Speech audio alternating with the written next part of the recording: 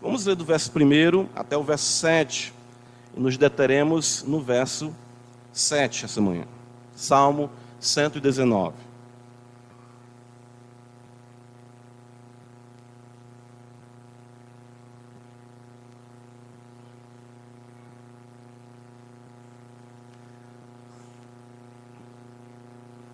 Bem-aventurados os irrepreensíveis no seu caminho, que andam na lei do Senhor. Bem-aventurados os que guardam as suas prescrições e o buscam de todo o coração. Não praticam iniquidade e andam nos seus caminhos. Tu ordenaste os teus mandamentos para que os cumpramos à risca. Tomara sejam firmes os meus passos, para que eu observe os teus preceitos. Então não terei de que me envergonhar quando considerar em todos os teus mandamentos. Render-te-ei graças com integridade de coração, quando tiver aprendido os teus retos juízos. Amém. Senhor, nós agradecemos a Ti, ó Pai bendito, por Tua bendita palavra. Nessa manhã, nos colocamos aos Teus pés. Tu és o nosso mestre, Tu és o Senhor de nossas vidas, Tu és o nosso dono. Como é prazeroso falar isso. Não nos pertencemos mais a nós mesmos. Tu nos tomou para Ti. Tu define o nosso levantar, o nosso deitar.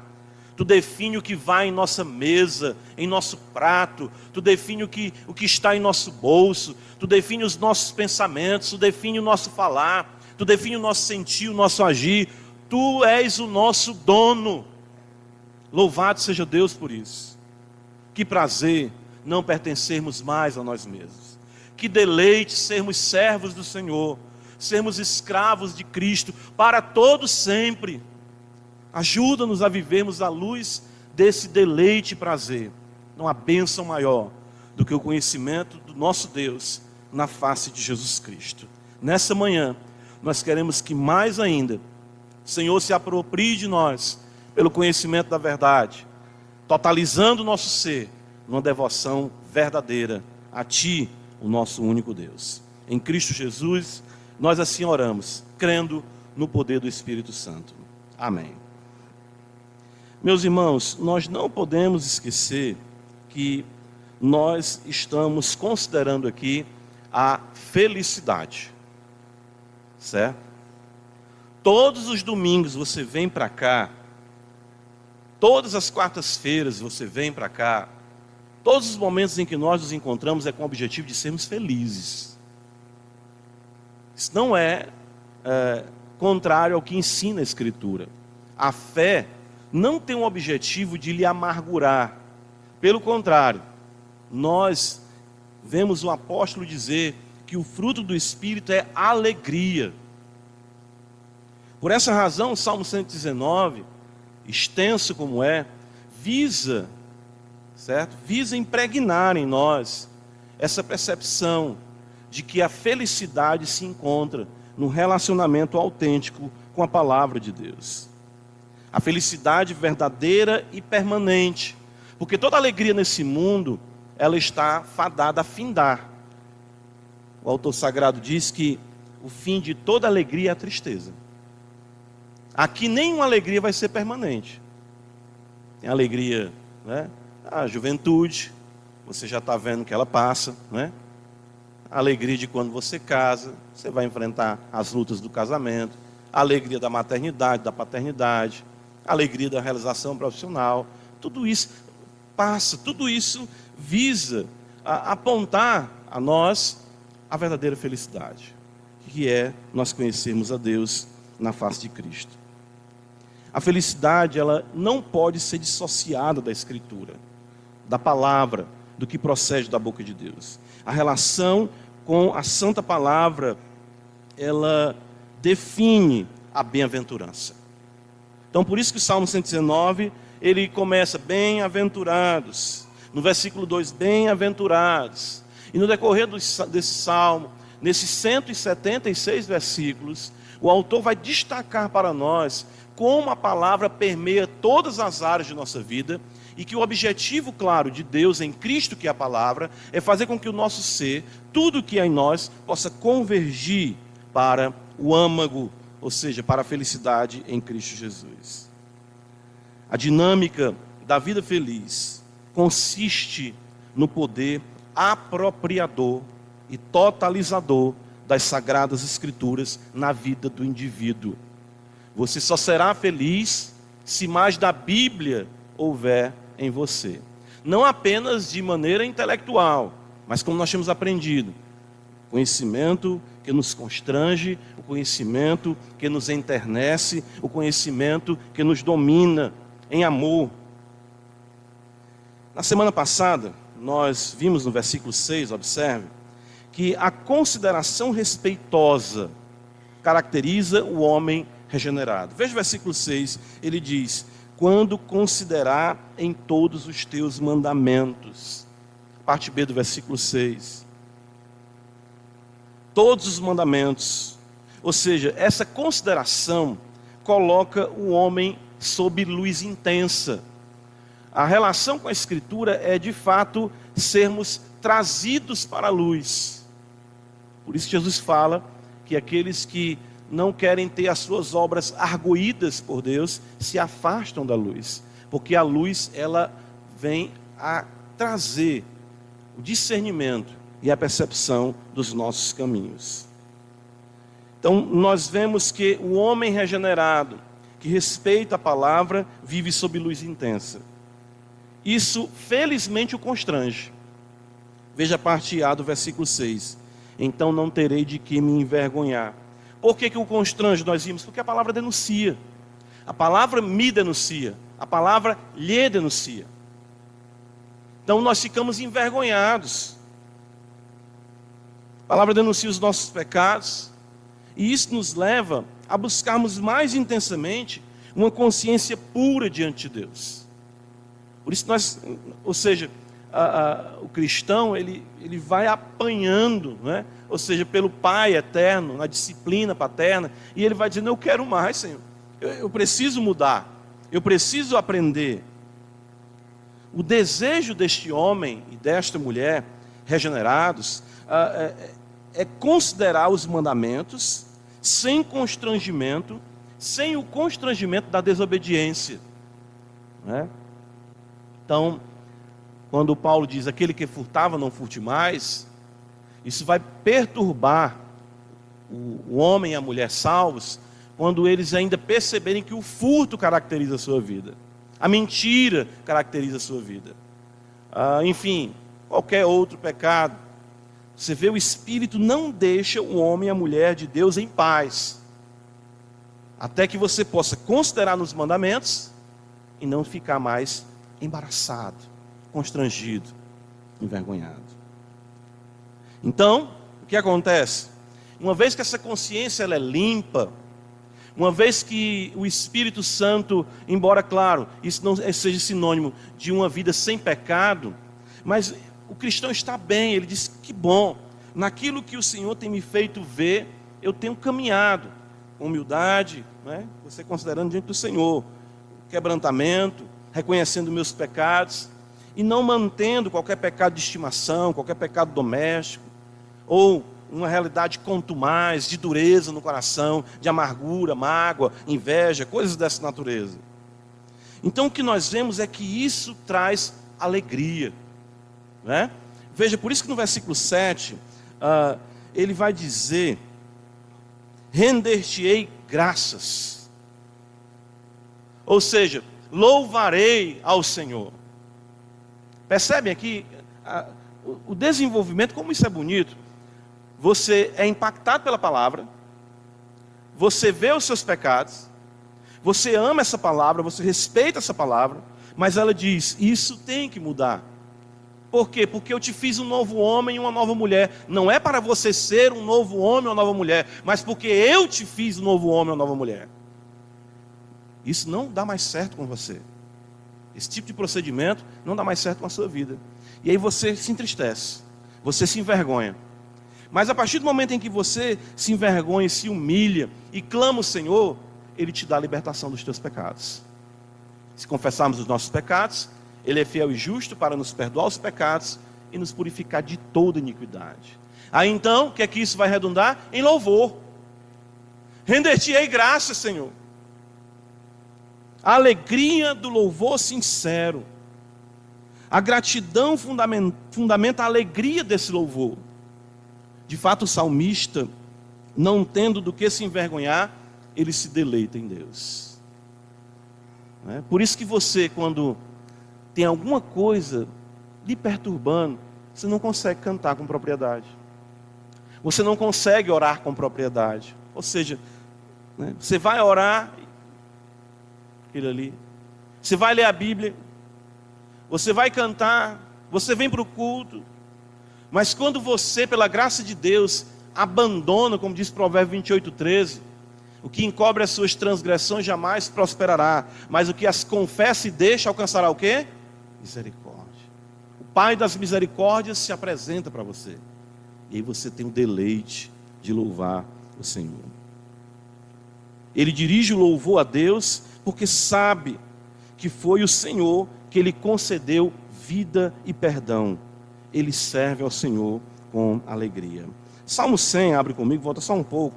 Perceba como isso é determinante.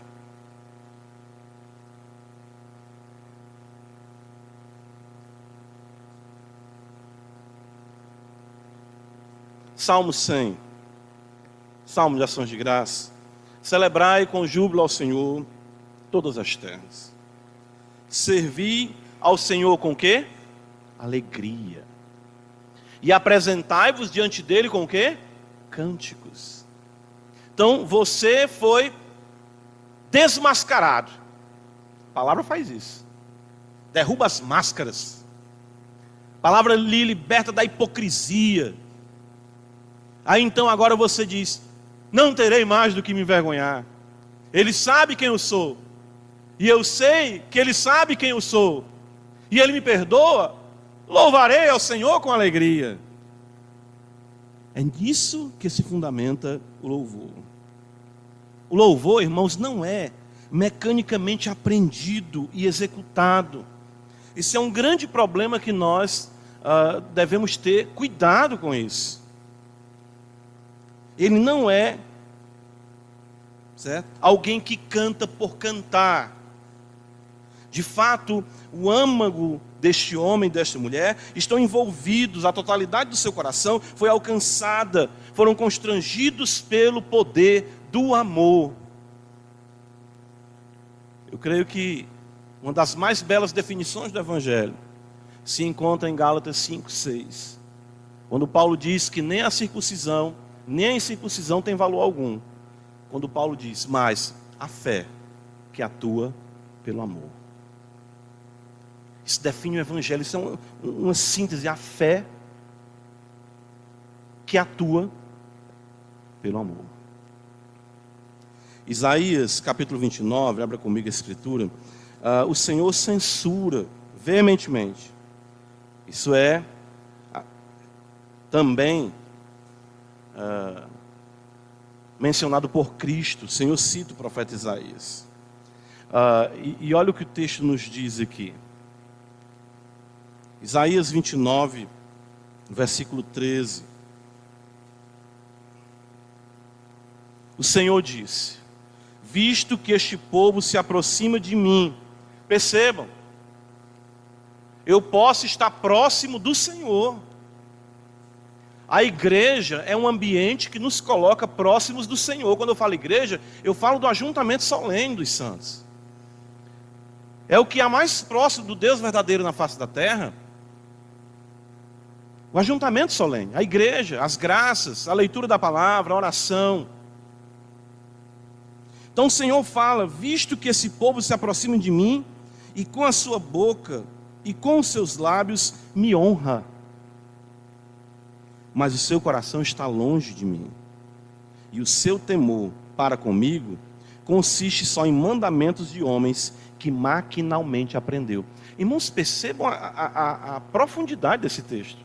Ele diz assim: o seu temor para comigo. Eu posso temer o Deus verdadeiro, pautado em mandamentos de homens. E eu não duvido que isso seja a regra geral na vida de muitas pessoas. Se aproximam de Deus, ouvem falar de Deus, temem a Deus, mas o temem por ensinamentos humanos e não pelo que está escrito. E o seu louvor não consiste em uma declaração de amor: render-te-ei graças, Senhor. Não. Consiste em uma religiosidade maquinalmente aprendida. Domingo, cantar, para a igreja, dizimar, ofertar, participar de tal coisa, participar daquilo. E são pessoas que são precisas. Interessante isso. É um livro que eu li agora muito bom, recomendo os irmãos lerem, que é Surpreendido por Jesus. Primeira parte do livro, principalmente a introdução e a abordagem da visão de Cristo, do pecador no Evangelho de Mateus, feita pelo autor, é de fato surpreendente. E ele destaca algo que me chamou a atenção, que a censura de Jesus sobre adultério, a censura de Jesus sobre homicídio, a censura de Jesus sobre a falsidade, não foram para pessoas fora da igreja, fora do âmbito religioso, mas sim para aquelas que estavam próximas. E as que estavam distantes, como o próprio Senhor fala, meretrizes e publicanos vos precederão no reino dos céus. Será que o nosso louvor, né, e é importante, ele não consiste de fato apenas em algo maquinalmente aprendido? Quando o salmista diz: render-te-ei graças com integridade de coração, ele é um homem que considera respeitosamente as Escrituras, ele é um homem que foi impactado pela denúncia das Escrituras acerca dos seus pecados, ele se constrangeu, ele se abateu, ele se humilhou, e como ele desceu, também ele foi elevado, porque aquele que se humilha na presença do Senhor, Deus o exaltará. Esse movimento, ele é extremamente necessário para uma espiritualidade verdadeira. Pedância, arrogância, eu não consigo nem entender como uma pessoa consegue viver de uma forma que eu não consigo, porque todos os dias eu creio que a minha luta, eu digo a luta de todo crente, é essa descida, é essa percepção, esse afundar pela percepção dos nossos pecados, e claro, a graça de Deus que nos ergue para exaltarmos e bendizermos o Senhor por tão grande salvação. Isso é a dinâmica da vida cristã todos os dias. Você serve ao Senhor com alegria. Deixe-me colocar da seguinte forma: você provou que o Senhor é bom. Ou seja, a palavra revelou os seus pecados, isso lhe constrangeu, você buscou o perdão e hoje irrompe em louvor alegre por tão grande salvação. É essa a dinâmica da sua vida? Cantar por cantar? Participar por participar? Essa deve ser a comunidade, né? Pessoal, a gente fala, né? Conversa muito na classe, a gente conversa com alguns irmãos.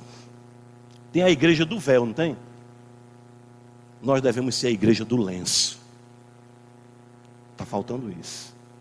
A igreja do lenço. Certo? Mas não é para ungir ninguém não, viu?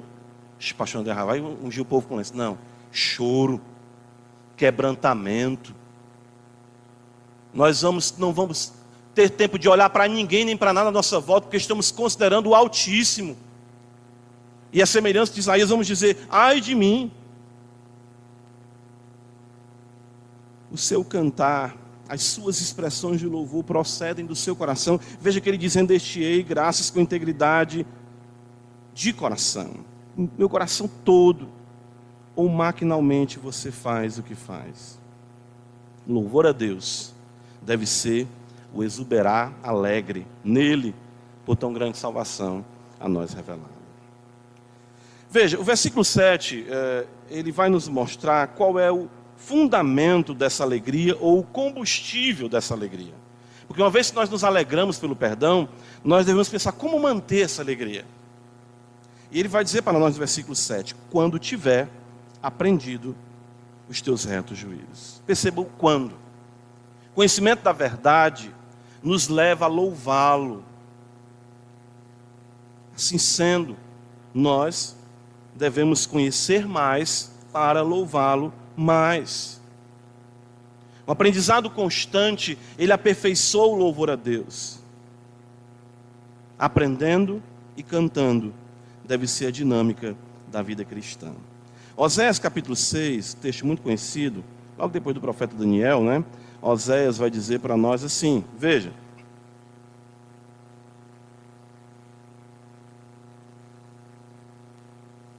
Oséias capítulo 6, versículo 3. Conheçamos e prossigamos em conhecer o Senhor. Olha a beleza da metáfora, ou das metáforas utilizadas pelo profeta.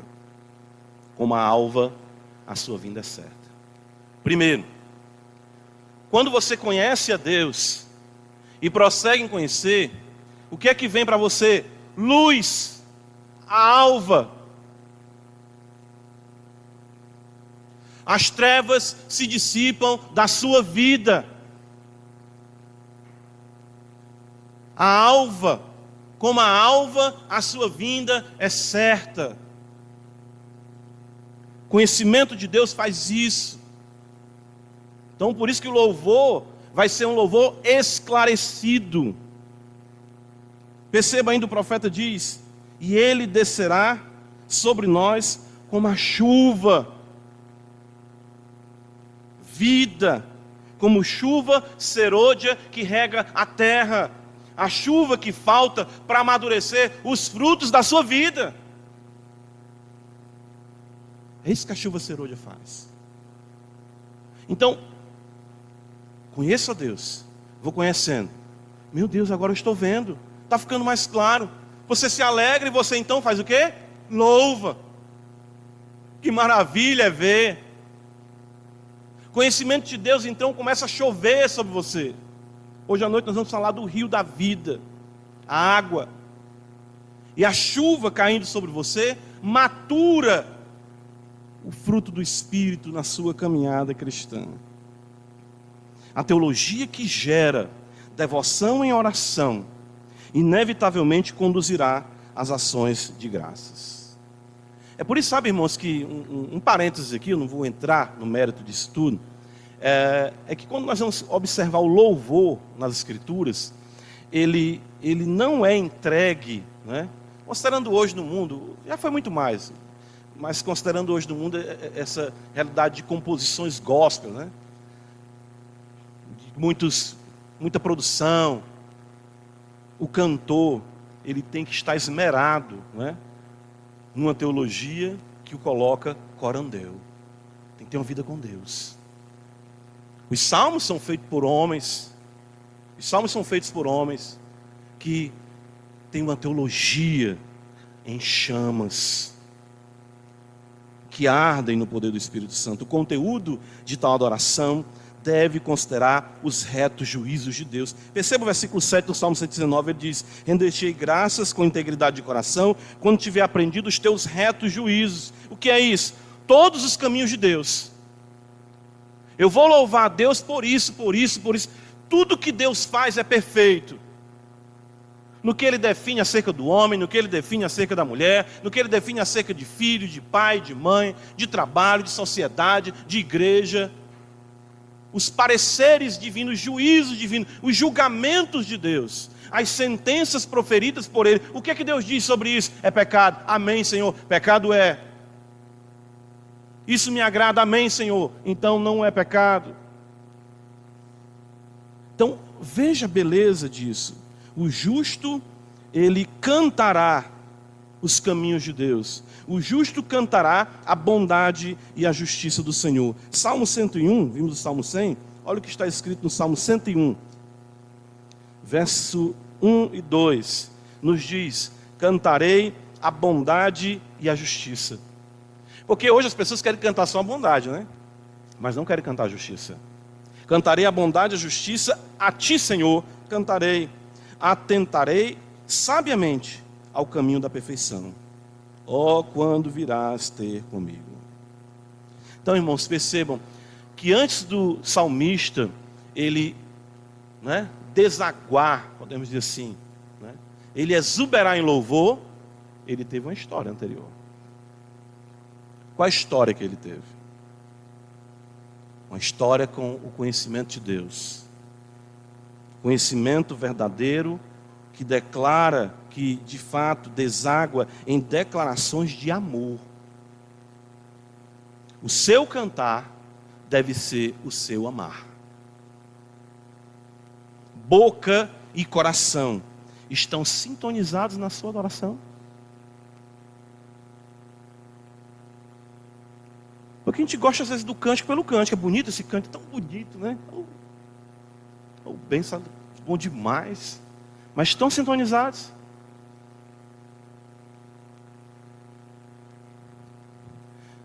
Tem cântico que eu tenho medo de cantar.